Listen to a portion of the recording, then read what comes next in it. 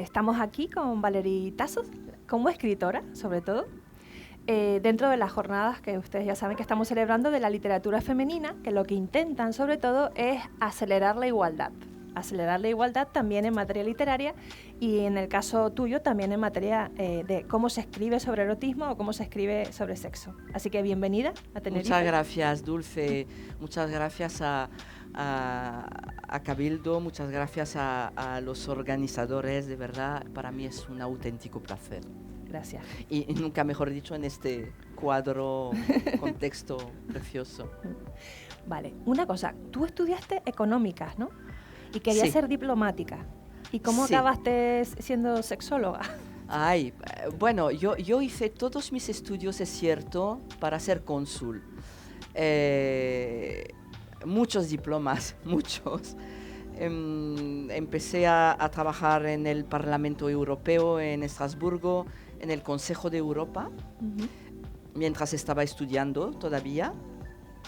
Y me di cuenta de una cosa absolutamente fundamental para una mujer tan curiosa como yo, tan con ganas de hacer cosas y moverme, ¿no? Es que todos los altos funcionarios que estaban allí trabajaban poco, ganaban muchísimo dinero, pero trabajaban poco. Y yo dije, eso se me va a quedar muy pequeño. Y más allá del dinero, yo quiero hacer grandes cosas.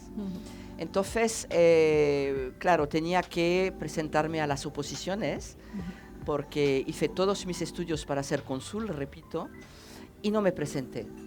No me presenté en un acto de rebeldía, primero porque mis padres querían absolutamente que su hija fuera diplomático, y yo dije, no, es que yo tengo muchas más cosas que hacer que estar en un despacho o estar en una embajada o un consulado, y que no digo que no esté bien, ni mucho menos, pero obviamente tenía que quedarme 5 años en París, en el Ministerio de Asuntos Exteriores, para luego que me mandaran en un país que le llaman C, es decir, aquellos países muy peligrosos. Eso ya me atraía más, pero lo que sí veía es que, bueno, mucho dinero, muchos viajes, pero también una rutina que no me acababa de convencer. Pero sí, todos mis estudios iban hacia el cuerpo diplomático. Empecé a viajar muchísimo, Dulce, muchísimo. Estuve viviendo 4 años en Iberoamérica para mejorar pues el castellano, que es mi tercer idioma. También estuve trabajando en el Magreb, estuve en Europa del Este. Quería mejorar mis idiomas porque obviamente para ser diplomático tienes que hablar perfectamente 3 idiomas. Y luego pues me instalé en España y me enamoré. Suele pasar así, ¿eh? Me enamoré y dije, pero ¿qué voy a hacer yo ahora? Es que solo me puedo quedar en España, ¿no? Y desde luego mejoré mi nivel de idiomas gracias a lo que nos decíamos amantes y yo en la cama, porque también así funciona. Sí, sí. Es decir, la mejor manera de aprender aprender un idioma es en la cama sobre la almohada. Y me pareció muchísimo más interesante que pues mis clases en Estrasburgo de idiomas, ¿no? Imagino. Y así fue.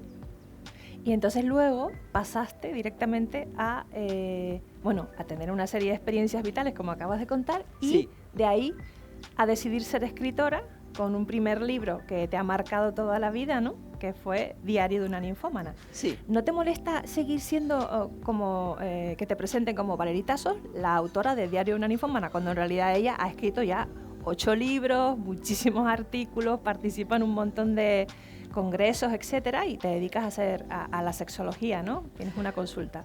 Me dedico a la sexología, pero me dedico a muchísimas cosas más. La verdad es que me importa muy poco que me encasillen, porque yo sé quién soy. Y yo no soy Valerie Tasso, escritora de Diario de una ninfómana. Yo soy Valerie Tasso y todo lo que conlleva detrás, toda la mochila que llevo detrás.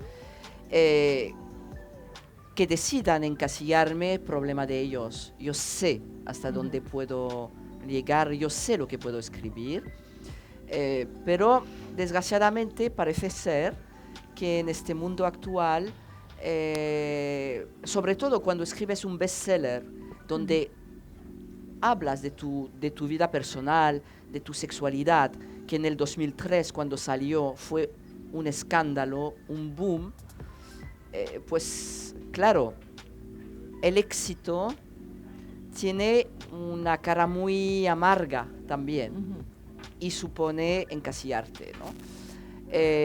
A mí me da igual porque escribo ensayos, escribo filosofía, he hecho otro tipo de novela, no solamente hablo de sexo, aunque el sexo siempre esté muy presente, pero no me molesta, problema de los demás. Además, la condición humana es pues el lenguaje y el sexo, y eso siempre me ha apasionado. Decir, bueno, somos lenguaje y sexo, no podemos salirnos de ello.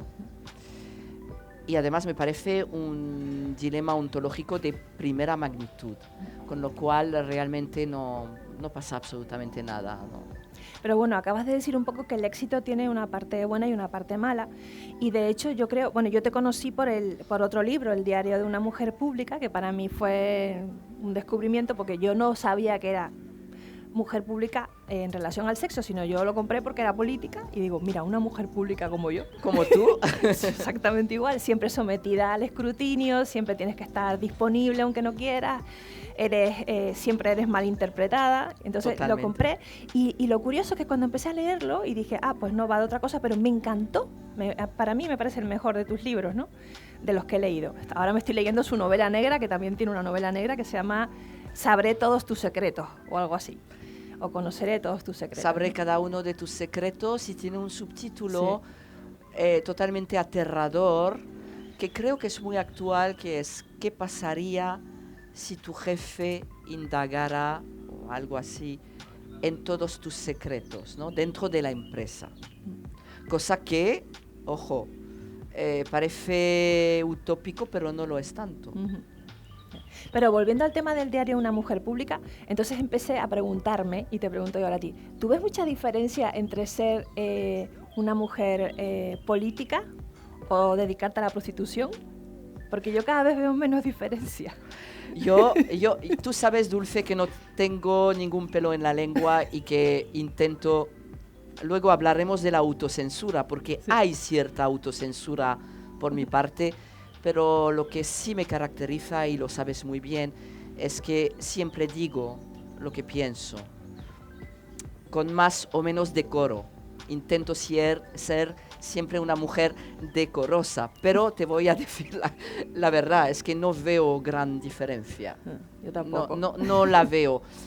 Una vez me hicieron una pregunta, y curiosamente, sobre todo por parte de las, porque no son los, sino las abolicionistas de la prostitución, me decían que era una barbaridad vender su cuerpo cuando una prostituta que ejerce su profesión, porque para mí es una profesión, estemos de acuerdo o no, pero eso es mi punto de vista, ojo, no pretendo aleccionar a nadie ni tampoco hacer apología de la prostitución, porque he explicado mi caso concreto.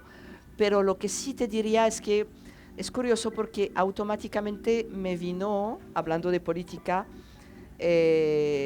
una comparativa. Cuando me decían, bueno, es que dentro de la prostitución hay trata de personas, olvidándose que hay trata de personas en la industria textil, por ejemplo. Es más, hay muchísimo más trata de personas, de niños, en la industria textil, pero nadie habla de ello. Todo el mundo habla del trabajo sexual forzado. Para mí la prostitución no es sinónimo de la trata de personas. Entonces se me ocurrió un día a una abolicionista que me hizo la pregunta de decir, bueno, pero la prostitución es absolutamente terrible, la cantidad de mujeres que se dedica a esto están traficadas, o no sé cómo se dice en castellano. Y yo dije, no, no es así, primero porque lo he vivido en primera persona, pero decir que hay que abolir la prostitución porque hay trata de personas que se usa para vender un saber hacer sexual, sería como decir, vamos a abolir la política porque hay casos de corrupción. Es decir, la política, por muchos casos de corrupción que haya, no se abole. Sí, no podemos. No. Ni queremos. Exacto. Esperamos que no haya corrupción. Claro, efectivamente. Todo vamos a ver, sí que es verdad que se habla mucho de corrupción en la política, pero nadie pone en tela de juicio la política. Bueno, entonces, ¿por qué se está haciendo lo mismo con la prostitución? Hay muchos casos de mujeres que, desgraciadamente, a las que obligan a ejercer la prostitución. Entonces, ¿por qué estamos hablando de la abolición de la prostitución? Entonces, hice este símil a raíz de, la pregunta que me estás haciendo y a raíz de una pregunta que me hizo una abolicionista, que me dijo que obviamente mi argumentación no tenía ningún tipo de valor. Claro, ¿cómo va a tener valor si es abolicionista? Es decir, cuando entras, yo intento tener cierto sentido común, intento siempre argumentar y razonar, pero frente al fanatismo, ambas cosas no casan nunca bien. Tú no puedes razonar con una fanática y viceversa. Bueno, sí, no, perdón, al revés. Puedo razonar lo que piensa, pero ella a mí no. Entonces, y además es una manera muy simplista y una manera muy reduccionista de pues explicar la realidad. Sobre todo son siempre aquellas que hablan, las que no conocen de primera mano el tema. Y sí, perdona, me extiendo mucho. Veo mucha similitud entre prostitución y política. No voy a citar nombres, pero basta ver cómo mucha gente se pasa de un partido a otro porque les conviene. Eso no sé cómo se llamará, pero yo lo tengo claro, ¿no? Vale, volviendo a los libros, cuando tú escribes Diario una ninfómana se producen un montón de reacciones en tu vida y sí. Creo que tengo entendido por lo que leí en el otro, en el Diario de una mujer pública, que algunas cosas pues te sentías como utilizada, porque al fin y al cabo tú, hasta que no escribiste el primer libro, tú tenías tu vida y hacías con ella lo que querías y nadie lo sabía, pero luego ya fue como voz populi, toda España lo sabía, ¿no? Sí. ¿Eso cómo te afectaba en tu vida diaria? ¿Cómo te afectó? Fue un sentimiento muy contradictorio. Primero me sentí muy aliviada porque estaba cansada de mentir, estaba cansada de... Yo en aquella época tenía una posición, que eso tampoco nadie lo entendió, una posición socioeconómica muy alta, antes de ejercer la prostitución. Lo que pasa es que por unas razones vitales mías, un maltratador me hizo contraer unas deudas que por mucho que ganara siendo ejecutiva no podía llegar a pagar. Con lo cual mucha gente me dijo, bueno, fuiste a lo más fácil. No, cuidado, ejercer la prostitución no es fácil. No es fácil para nada. Se gana dinero rápido, pero no es un dinero fácil de ganar. Entonces me sentí aliviada porque por fin estaba cansada también del estigma que había alrededor de la mujer que se prostituye, que siempre se ve como una mujer que no tiene estudios, que es muy vulgar, que no sabe hablar, que también pues depende de mafias. Y quería luchar contra este estigma. Y por otra parte, obviamente, hubo reacciones que me hicieron sentirme muy mal. La prueba es que perdí como 20 kilos en nada. pero realmente yo tenía mi discurso ya elaborado. Yo sabía perfectamente lo que hacía. Escribí este libro para mí y para luchar contra los estigmas. No pensaba que se iba a publicar, no pensaba que tuviera tanto éxito. No fue ninguna estrategia por mi parte. ¿Quién puede en el mundo editorial pensar que su libro va a ser un bestseller? Tú sabes, como escritora, que un libro puede ser maravilloso y no tener ningún tipo de éxito, y luego puede ser cualquier chorrada, con perdón, y vender millones. Es decir, no podía hacer conjeturas a través de este libro. Entonces, bueno, pues me sentí aliviada y por otra parte, obviamente, muy perseguida por los medios de comunicación. Además, muchos jugaban la carta de el epatar, diciendo, no te preocupes, te escondemos la cara. Digo, no, vamos a ver, si yo lucho contra el estigma, lo peor que puedo hacer es esconderme, porque entonces no hay estigma contra el que luchar. Tengo que enseñarme. Eso fue lo que hiciste, ¿no?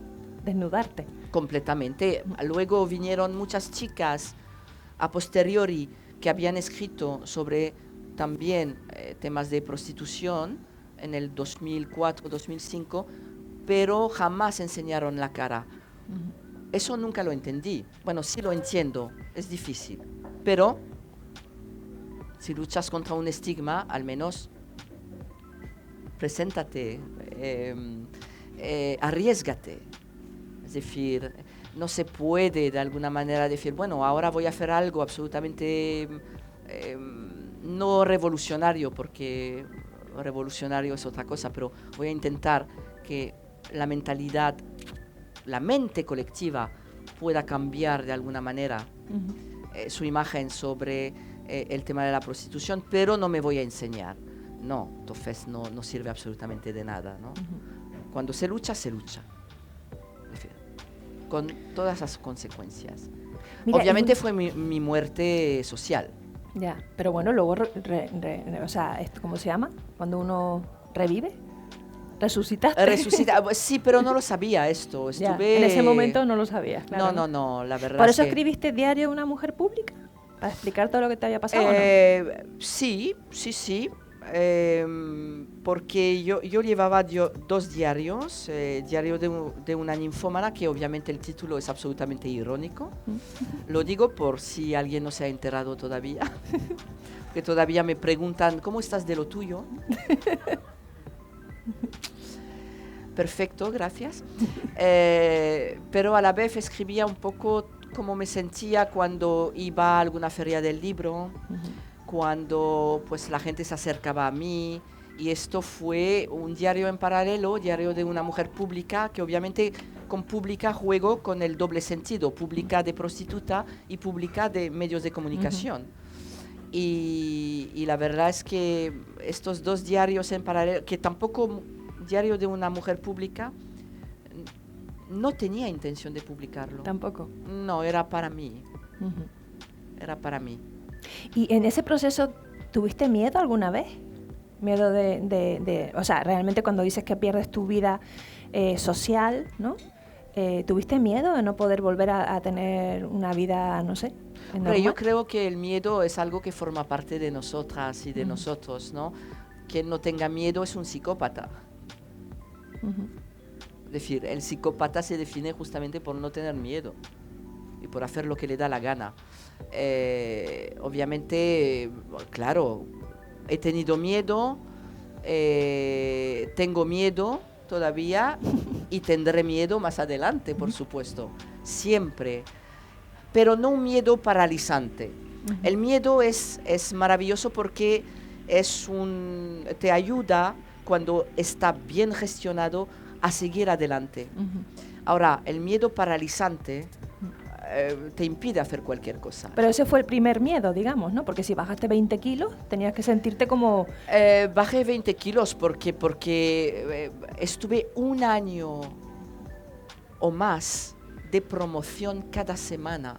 Hice centenares y centenares de entrevistas, me encontré gente maravillosa, me encontré gente absolutamente asquerosa, viajé mucho al extranjero, no paraba.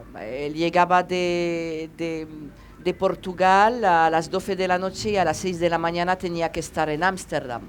Entonces, el ritmo era tan vertiginoso, tan abrumador, que, bueno, no tenía tiempo de descansar, pero se me daba voz.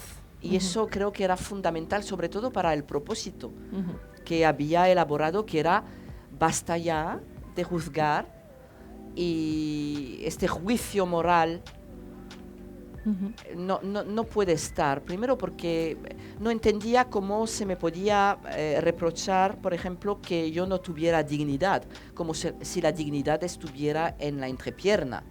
Es que la dignidad es algo personal e intransferible. Nadie me tiene que decir soy digna o no soy digna. Yo sé que soy una mujer digna. No pasa por alquilar mis genitales, que no siempre, además. Que no siempre. A veces es gratis.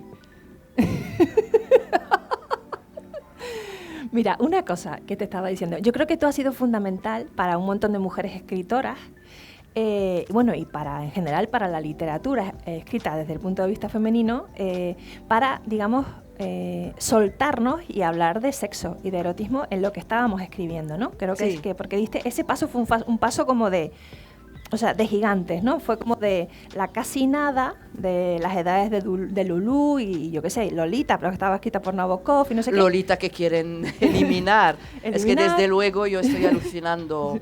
No hay nada más bonito que leer a Lolita. Y reinterpretarla, ¿no? Vale, pues ¿tú crees que podemos hacer algo juntas, todas las mujeres escritoras, porque se normalice más lo que es que escribir sobre sexo, o sea, porque se le quite la parte esa de moralidad? Es verdad que no se puede perder todo el misterio, como decíamos antes, ¿no? Pero lo sagrado, como lo sí. llamo yo, no tiene ningún tipo a pesar de que la palabra, el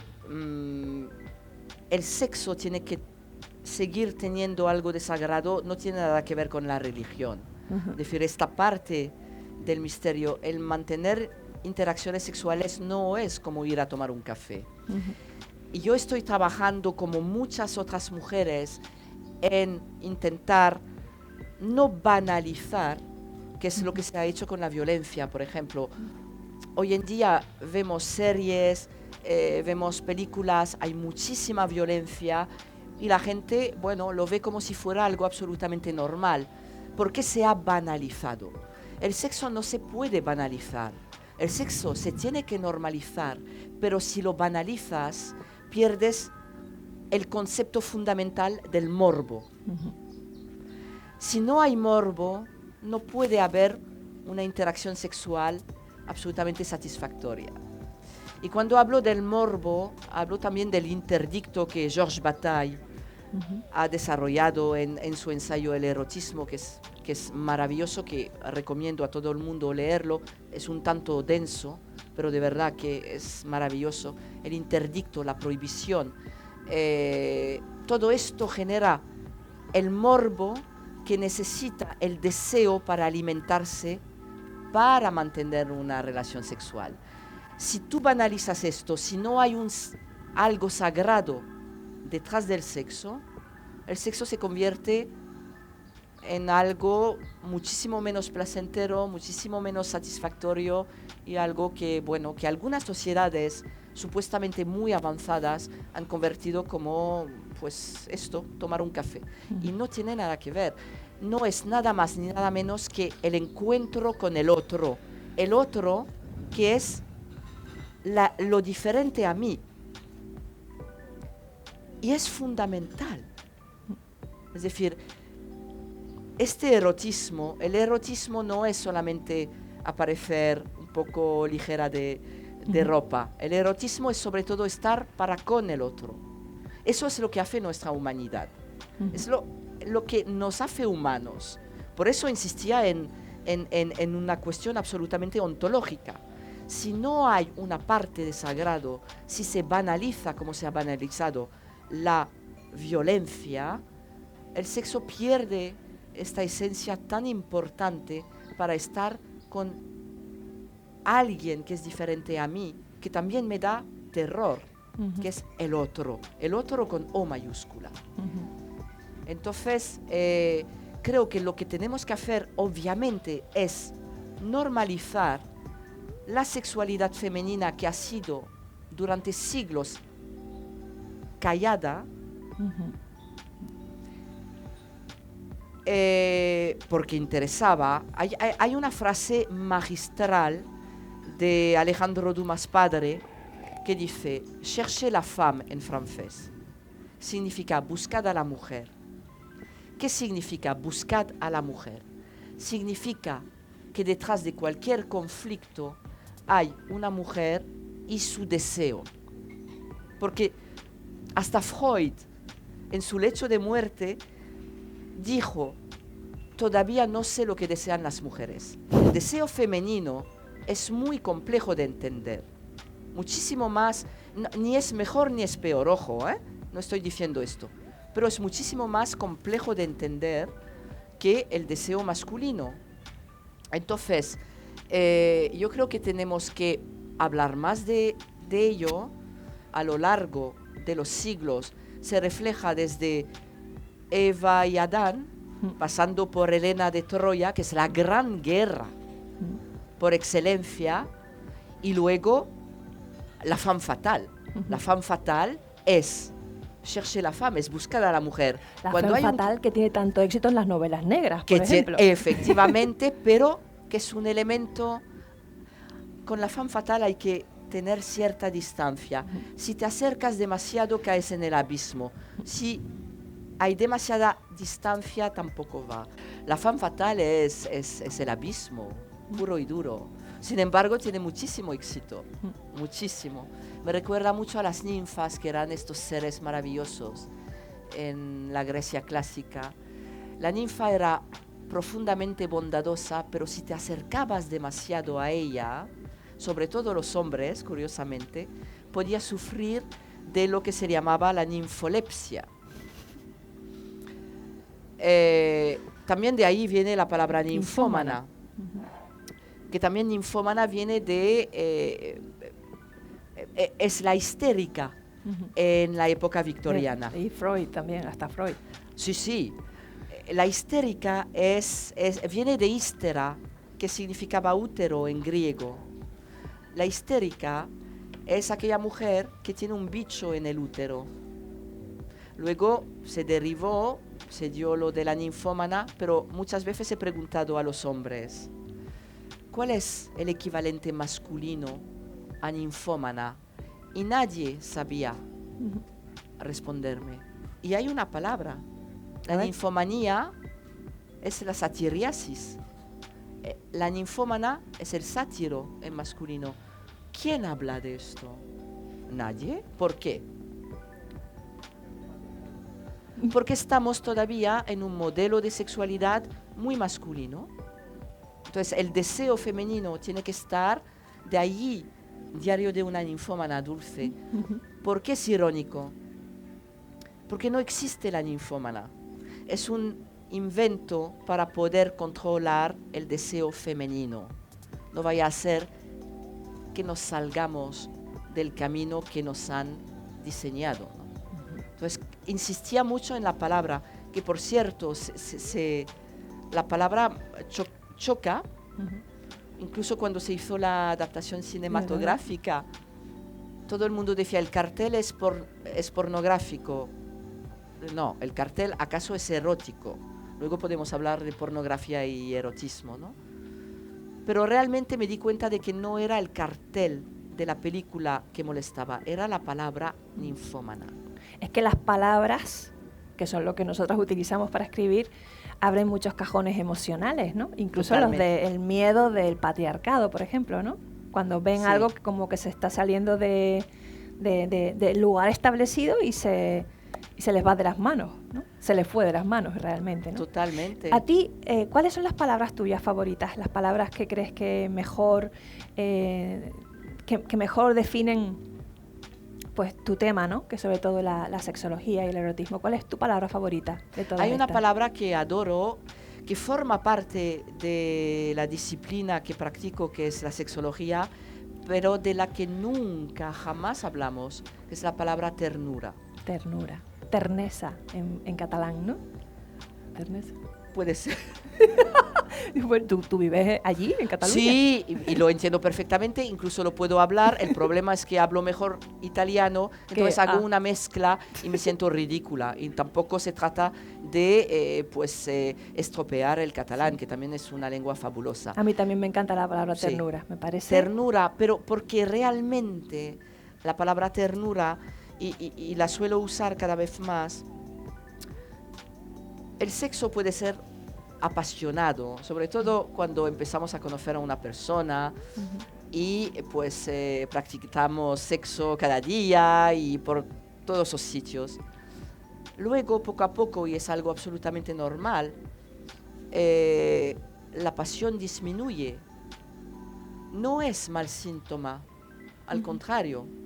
Si sigues con la misma persona, luego se establecen otros vínculos muchísimo más cultos, como el amor.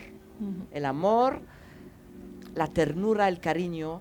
Y esto,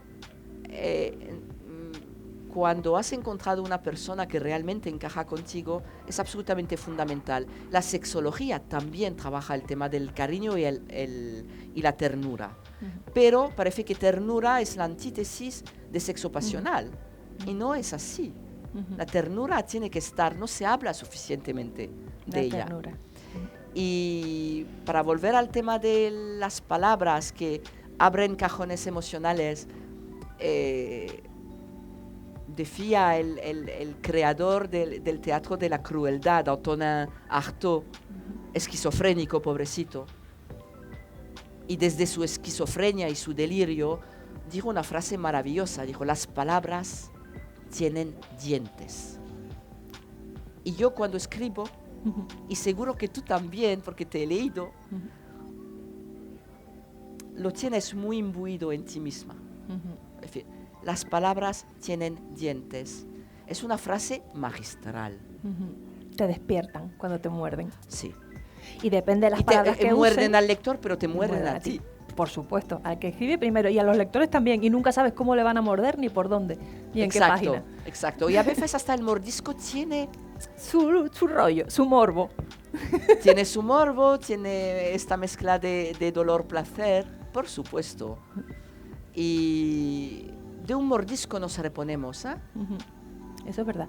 Mira, acabas de hablar de tu faceta de sexóloga. ¿Tú cómo compaginas lo de ser sexóloga con ser escritora? ¿Es fácil o no? Y luego tú eres súper activa en las redes sociales, no paras. ¿Cómo lo haces?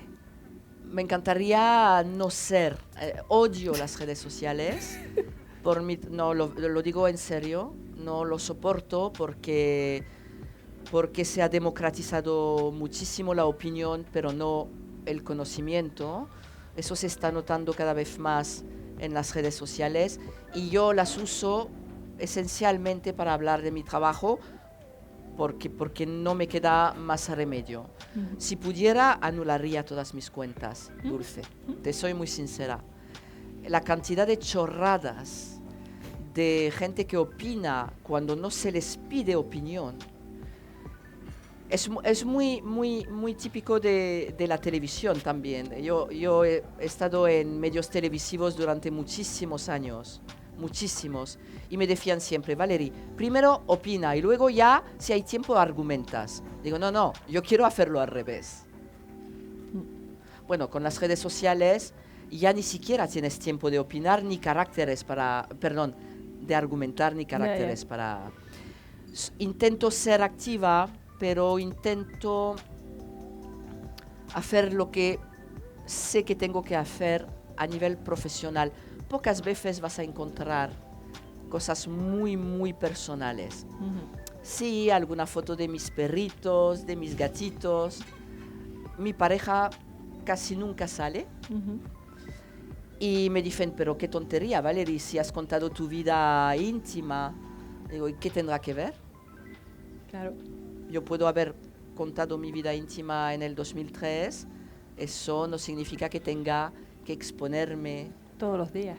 todo el día y hablar de mi relación maravillosa con mi pareja desde hace 17 años.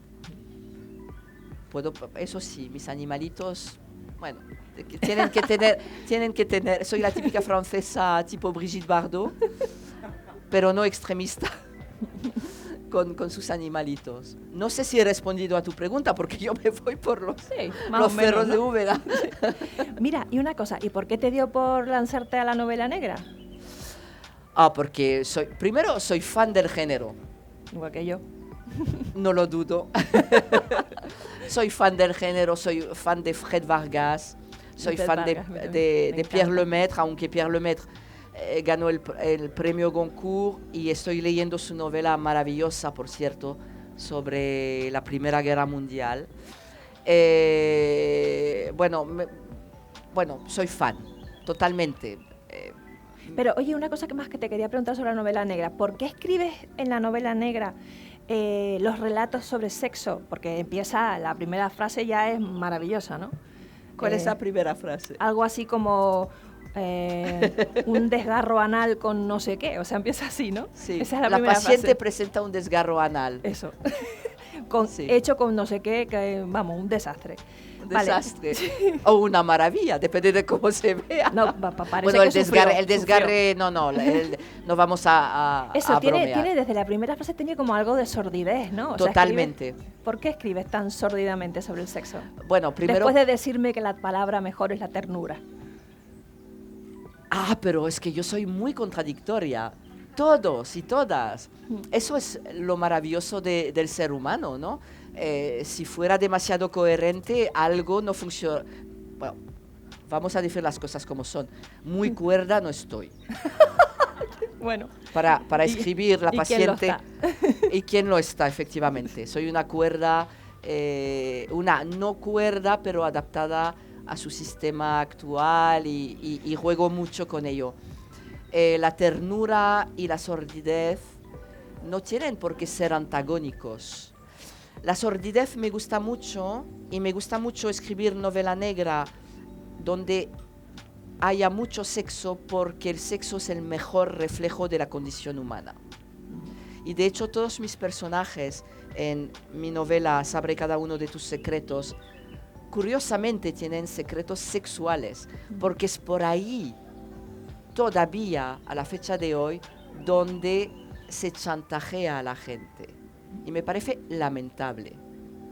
Pero me parecía la mejor manera de reflejar lo que es la condición humana. Cuando estamos practicando sexo, ya no vale ninguna máscara social. Estamos completamente desnudos. No podemos fingir las mujeres, que se nos da muy bien. Bueno, y cerrar las cortinas y estar a media luz. Sí. También. Efectivamente. Pero realmente creo que es la mejor manera de captar la vulnerabilidad humana. Por eso, para mí, la novela negra y el sexo creo que van muy bien de la mano. Sin embargo, es muy raro la novela negra con tanto sexo. ¿En serio? El canon de la novela negra, por ejemplo, Agatha Christie nunca escribía sobre sexo. Sí, pero yo tampoco. Agatha Christie, que para mí es la mejor. Y para mí también. La mejor. Pero Agatha Christie, sí, es verdad. Ni P.D. James tampoco. Es verdad. Fred Vargas, poco. A veces. Fred Vargas, poco. Muy poco. Donna León con el... Donna León. Nada. Cero. Es verdad. Pero creo que tú... Yo muy poquito. Bueno, pero... Perdona, ahora voy a hacer la entrevistadora. Te pido disculpas, ¿no? Nunca es explícito, pero hay mucho deseo que sobrevuela. Sí. ¿Por qué? No sé, no lo sé. ¿Por qué? Seguro que lo sabes. No, a ver, yo sí sé por qué no escribo sobre sexo. Pero eso es interesante. Porque soy una mujer pública. Todavía no se han olvidado que estuve en política.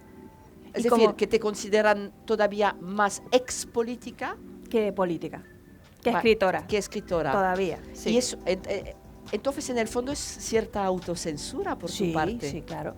Si yo cuento una historia sexual, pues... ¿Piensas en las consecuencias? No las pienso. Es que paso de las consecuencias. O sea, no quiero vivirlas, porque todo el mundo va a preguntarme si esa era yo o no era yo.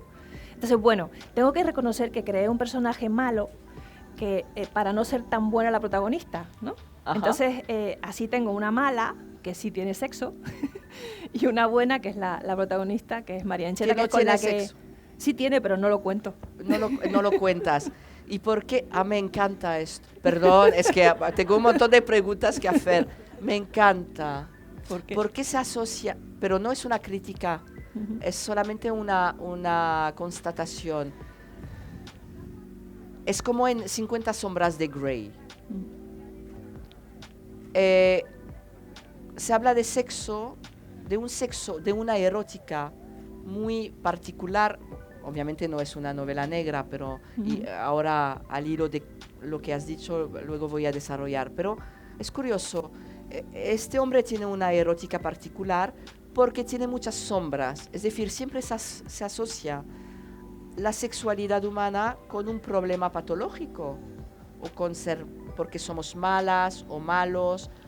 Y me encantaría, lo dejo caer, que se pudiera escribir 50 sombras de Grey de otra manera. Es decir, me gusta la erótica sadomasoquista. Está mal dicho sadomasoquista, porque es BDSM, sadomasoquismo tiene muy mala prensa, ¿no? Pero porque pobrecito ha tenido unos cuantos traumas. Es decir, una persona que tiene una erótica, que sea pasando del fetichismo del pie a la erótica BDSM, es porque psicológicamente se ha sentido, bueno, ha vivido ciertos traumas. A mí me molesta profundamente esto. ¿Por qué no puede haber gente con su diversidad sexual que no tenga detrás, que hay muchísima gente que no tenga detrás un trauma potentísimo, ¿no? Entonces, quizás en eso podemos ayudar.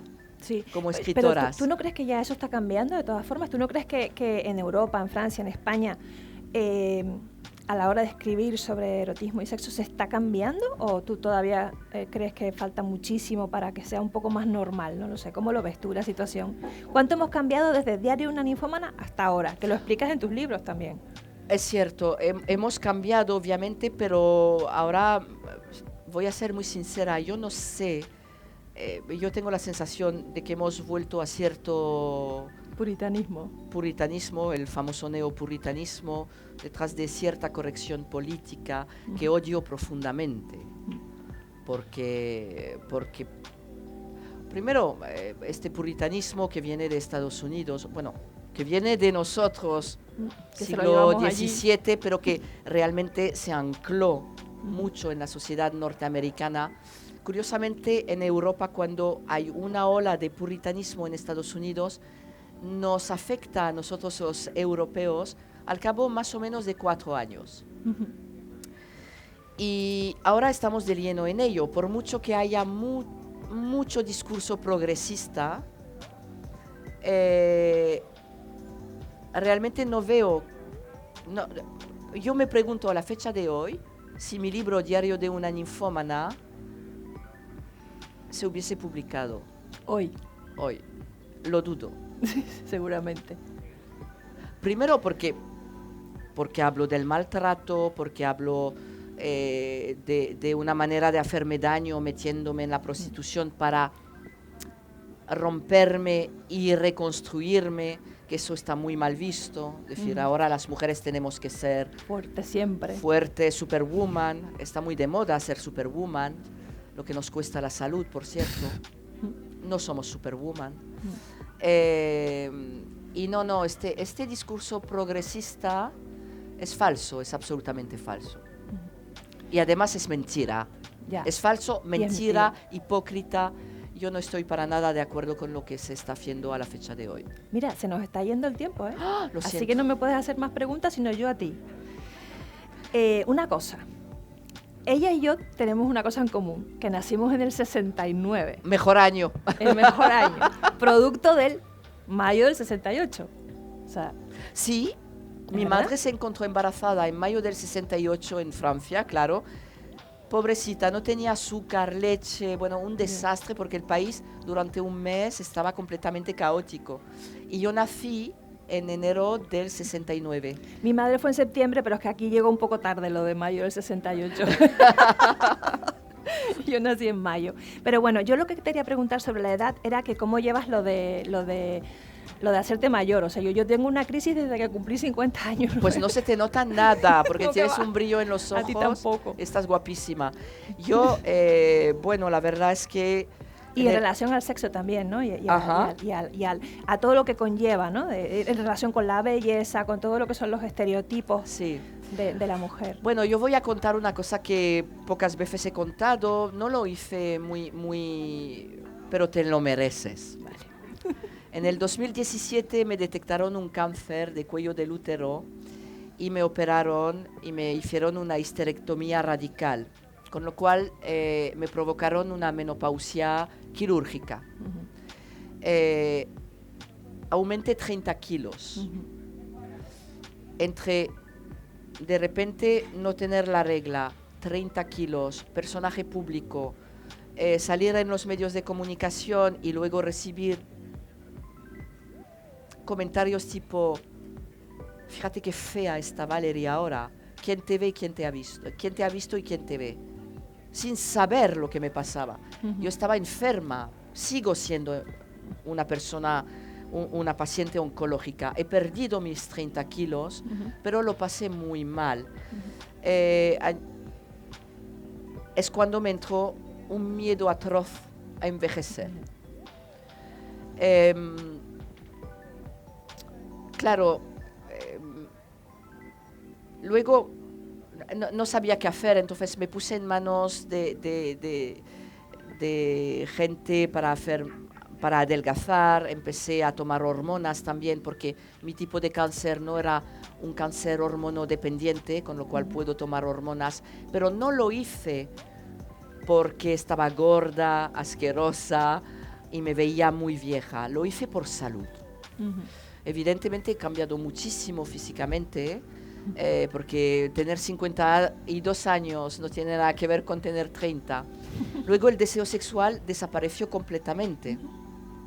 Era terrible, pero también descubrí otro tipo de hacer el amor. Pero obviamente, claro, yo que era una persona muy promiscua en el buen sentido, pues claro, cuando a mí me decían o me siguen diciendo tú eres una mujer promiscua, digo sí, a buena honra. A ver, es que ¿a ti qué te importa? Si no hago daño a nadie, al contrario. Pero sí que de repente, de la noche a la mañana, gorda, imposible subirme a un teatro para dar una conferencia. Bueno, estaba enorme. Bueno, una cosa, deseo sexual cero, que para mí fue terrible. Y yo seguía pasando consulta. Y me venían muchas mujeres, muchísimo más jóvenes, diciendo es que no tengo deseo sexual. Y yo pensaba, si supieras. Hasta que le perdí el miedo. Le perdí el miedo a envejecer. Es algo absolutamente imposible de cambiar, aunque se está haciendo mucho en cuanto al deseo sexual, el anti-aging, etcétera, etcétera. Pero no.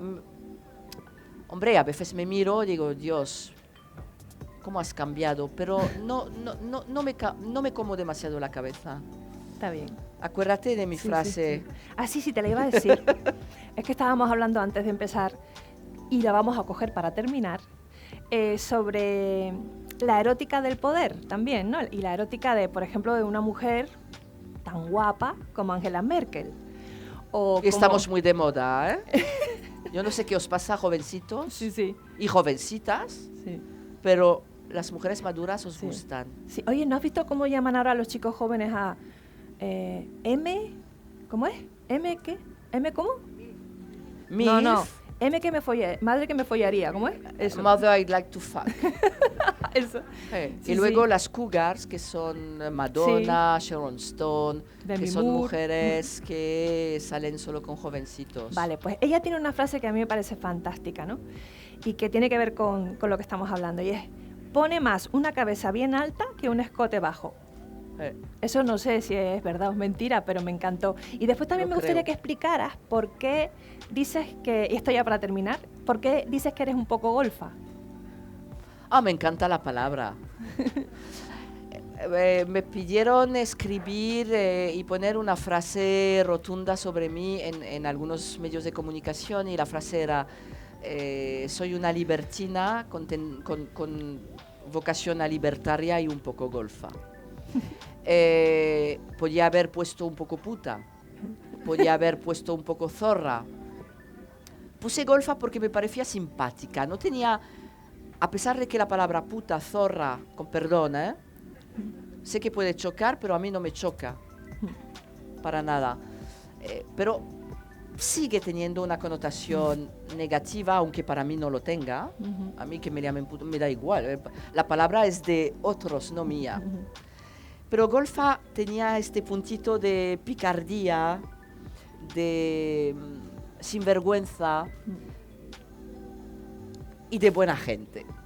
Entonces, no sé, era claro, porque cuando me pidieron esta frase, la escribí para un medio muy de derechas. No podía ni mucho menos poner puta, porque porque, bueno, porque tampoco no tengo nada en contra, pero quería, bueno, repito, cierto decoro, pero que se entendiera muy bien, Una vez con Escotado, hace un año, estuve en una charla y una señora, que yo dije, bueno, a mí no me molesta la palabra puta. Todas las mujeres levantaron los brazos al cielo. La palabra puta es absolutamente indignante. Digo, pero vamos a ver. Si a mí me gusta, y además hoy he venido en minifalda con botas hasta aquí, he venido muy de putón. Todo el mundo me reñía. ¿Reñía? Reñía. Digo, pero ¿cómo os atrevéis a reñirme si a mí me apetece describirme así? ¿O qué pasa? ¿Que tengo que pasar por vuestro visto bueno para explicar quién es Valerie Tasso? Es decir, es alucinante. Hoy en día son los demás los que te definen. Como tú con tus novelas, tú no te atreves quizás con ciertos personajes porque tienes miedo a que te definan a través de tus personajes y a través de escenas de sexo. Sí. Yo no me quiero censurar. No es miedo, es que no me apetece pasar por eso. Te entiendo. No tengo ganas. Eso es el precio de la fama tuya. Sí. Pero yo, como empecé a lo grande, todo lo que pueda decir resulta muy soso. Yeah. Vamos a decir las cosas como son. Muy, muy soso realmente, ¿no? Pero te entiendo perfectamente. Bueno, Valerie, ha sido un placer. Es que no podemos seguir más. Bueno, podemos seguir hablando ahora, si quieres. El placer es mío. Muchísimas gracias, Dulce. Un placer tenerte Eres aquí. un amor, tenemos mucho en común, aunque yo hable mucho más de sexo que tú. Sí.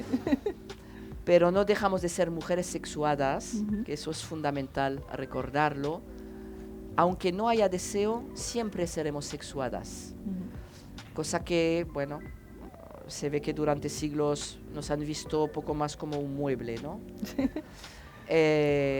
Agradezco, pues, Canarias, Tenerife en particular, y sobre todo a vosotras y a vosotros por el respeto, de verdad.